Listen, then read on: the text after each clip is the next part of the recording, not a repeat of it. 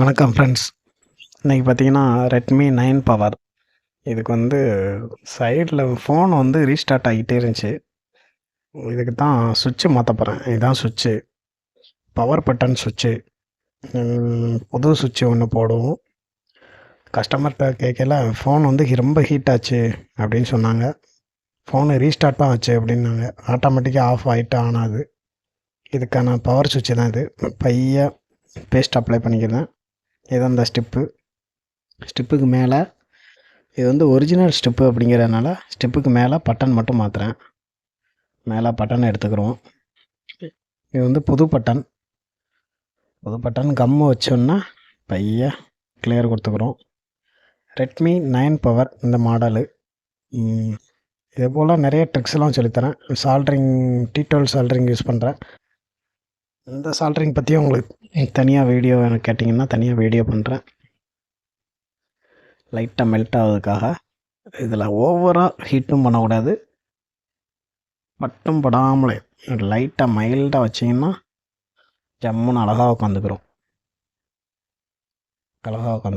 அவ்வளோதான். லைட்டாக கையில் வச்சுட்டு ப்ரெஸ் பண்ணிட்டோம்னா சூப்பராகிடும். அவ்வளோதான். லைட்டாக மைல்டாக வச்சோம்னா அழகாயிரும். நிறைய பேர் என்னடா ஃபோன் ரீஸ்டார்ட் ஆகுது அப்படின்னு நினச்சிக்கிட்டு இருப்பாங்க. கடைசி பார்த்தா இது பட்டன் தான் கம்ப்ளைண்ட்டாக இருக்கும். மெக்கானிக். இந்த பேஸ்ட்டு நல்லாயிருக்கும்.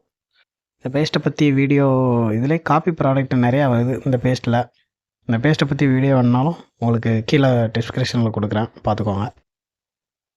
காப்பி ப்ராடக்ட்டு நிறையா வருது பேஸ்ட்டில், பார்த்து கவனமாக வாங்குங்க. அப்படி கரெக்டாக அப்ளை பண்ணி மாட்டிக்கிறேன்.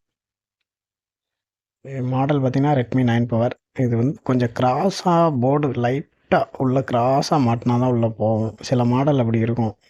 டேரெக்டாக சென்டரில் வச்சு போர்டு அமுக்குனிங்கன்னா போர்டு பெண்ட் ஆகிரும். ரொம்ப கவனமாக மாட்டணும். ஏன்னா போர்டு லைட்டாக பெண்ட் ஆச்சுனாலும் மொபைல் ஆன் ஆகாது. நெட்வொர்க் ஆண்டனா கேபிள் இதையும் மாட்டிட்டேன். ஒரு டைம் ஃபோன் ஆன் ஆகுதான்னு செக் பண்ணிக்கிறோம். அதுக்கப்புறமா ஃபிட்டிங் பண்ணுறது பெஸ்ட்டு, நல்லது. ஃபோன் ஆன் ஆகுதான்னு பார்ப்போம். ஆன் ஆயிரும்னு நினைக்கிறேன். ஓகே. லைட்டாக உள்ளே சென்ட் பண்ணிக்கிறோம். உங்களுக்கு நிறைய வீடியோ இதுக்கு மேலே அப்லோட் பண்ணுறேன்.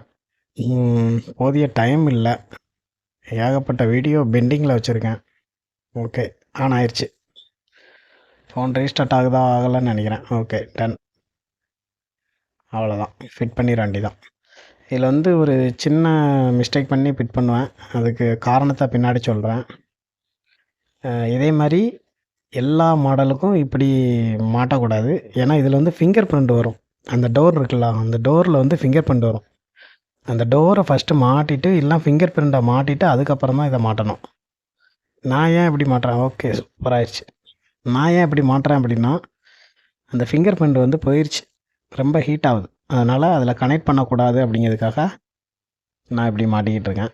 இதே மாதிரி வேறு எதுவும் மாடல் வந்துச்சுன்னா கரெக்டாக நேராக வச்சே மாட்டுங்க. மேக்ஸிமம் வீடியோ ஃபார்வேர்டு தான் பண்ணி தான் யூஸ் பண்ணிக்கிட்டு இருக்கேன். ஏன்னா டைம் பார்த்திங்கன்னா ரொம்ப டைம் எடுக்கும். அப்படிங்கிறதுனால உங்களுக்கு ஃபார்வேர்ட் பண்ணி தான் வீடியோ போடுறேன்.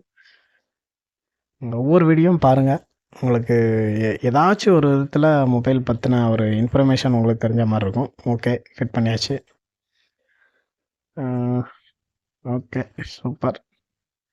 வால்யூம் பட்டன் என்ன ஷேக் ஆகுது, ரீஸ்டார்ட் ஆகுது. ஓகே, ரெடி ஆயிடுச்சு. சூப்பர். இதே மாதிரி உங்களுக்கு எந்தெந்த மாடல் என்னென்ன கம்ப்ளைண்ட்டு எதுவும் டவுட் இருந்துச்சுனாலும் கமெண்ட்ஸில் சொல்லுங்கள். என்னால் முடிஞ்ச அளவுக்கு கிளியர் பண்ணுறேன். நான் அடுத்து ரீபாலிங் வீடியோஸ் எல்லாமே வச்சுருக்கேன். நான் எடிட் பண்ணி போடணும். தேங்க்யூ.